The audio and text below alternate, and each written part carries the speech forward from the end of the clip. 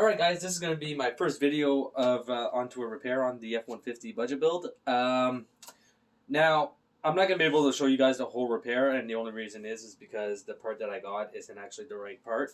But I thought I'd still go ahead and show you guys how to dismantle a U-joint without the use of any special tools. Now, this is a trick that I learned from an old technician when I was at Dodge. I was at Dodge for about a year and a half. And I learned a lot from one of the old technicians that were there. And one of the things was how to remove U-joints without using any special tools. So, I'm going to go through the process that he showed me. I already took out one of the U-joint tops because I wasn't going to make a video onto this. But then I started thinking, I'm like, I actually don't have any U-joint repair videos onto my channel. So I thought it would be a good opportunity to actually put one out there. Now, in order to do this, you are going to need a pretty decent hammer. Suggested that you do have a vise. If you don't have a vise, you can take and use two pieces of metal that can hold the drive shaft in spot.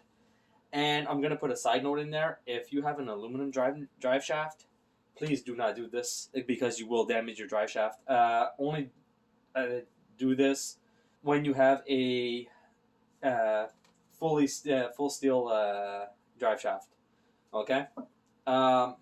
Now, with that being said, we're going to go ahead. We're going to start with this repair, and I'm going to show you guys the way to do it without damaging anything. So, the first thing that you're going to want to do whenever you have a U-joint to replace is there's going to be different styles of clips that have to be removed. So, the two styles that I know of are these retainer clips that basically just have to be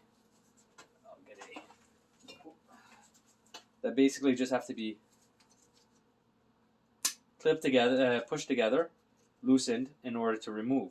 So after you guys get them loose, you guys would take and clip them and then go ahead and remove them from the drive shaft.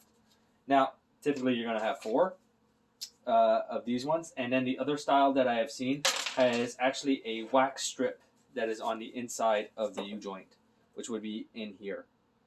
Okay, the only way that I have seen to get those out, and the quickest way, is by using a torch. So basically what you do is that you would take and heat up this area with a torch, and then you would see the wax cord melt on the inside, and then you're able to start to remove your caps for your U-joint. So those are the two styles that I know of. This one was the clip style, so it was pretty easy. A little tip. Whenever you guys are removing the clips of the style that I just showed you, do not take a big hammer and just start wailing onto it. Take a small hammer and hit onto the clips in short succession, and just hit on the clips in short successions. So basically, you want to give like a tap, tap, tap, tap, tap, tap, tap, tap, tap, instead of giving big hits. Because what ends up happening if you give a big hit, you can either break the clip, and if you break both sides of the clip on the inside, it's a real pain to try to get out afterwards. So take and hit in quick successions onto the clip in order to break it free instead of giving big hits onto it. Now, after all that's done, what you're going to want to do is get yourself a socket that fits at the bottom or inside the hole of the where the U-joint cap sits. And then you're going to want to get a socket that sits on the upper portion. That sits over it so the cap can actually be popped through. Now, after you have those sockets, the first thing that you're going to want to do is you're going to have a fixed portion onto your drive shaft, which is going to be like this area here. And then you're going to have one that's fixed but also free. So this one moves up, down, and side to side, where this part of your drive shaft only moves in one direction. Okay? So the way that you want to do this is that you want to take the part that moves in 4 directions and you want to set that up into the vise like this. Okay? Now, after it is set up into the vise, you want to find the flat spot that is over here, and you want to hit that in order to pop your cap out. Now, you don't want to hit in the middle over here because that's the weakest area. You want to hit over in this area in order to pop the cap out, which is the strongest area, which you have the least likelihood of actually damaging the drive shaft. So I'm going to show you guys that right now. And I just want you guys to watch the cap as I hit. without breaking my bench. We're going to close this up a little bit if I can. Alright, let's try that again.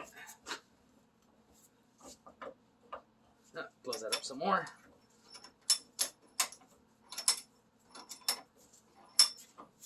Alright, so now you want to hit in this area right here.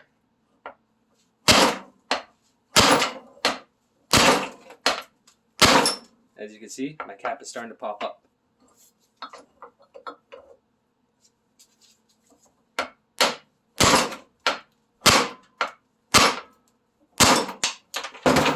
And there you go. That's one. As you can tell, this U-joint was completely shot. There was a few of them that didn't even have any beads left in, roller bearings into them. So, as you can see, that one works for that one. Now, for the second one, the second part, you're going to have your yoke right here. Now, what you're going to want to do is take a socket and sit part of it underneath it. And then you're going to want to take another socket and sit it on top. Now this part you have to be very careful that you don't actually hit your hands. Now I already took out one of the caps for the U-joint. Theoretically, you want to keep one cap in and work on this side first before you take and remove the second cap that is fixed onto the drive shaft. That way you actually have something to hold on to as you're hitting. But if for this demonstration it'll be fine, I'll take and I'll just remove it like this. So you're going to want to set it up onto a flat surface, typically something steel so that it doesn't go through and doesn't take away any of the shock that the hammer is going to be giving. Okay? So then we're just going to hit like so. We'll give a few more hits and always make sure to have a socket that can actually go all the way through. Alright? And there we go. That's one. And then your second one is right here. And now your U-joint is removed. Now, in order to install, that's where it becomes a little bit trickier.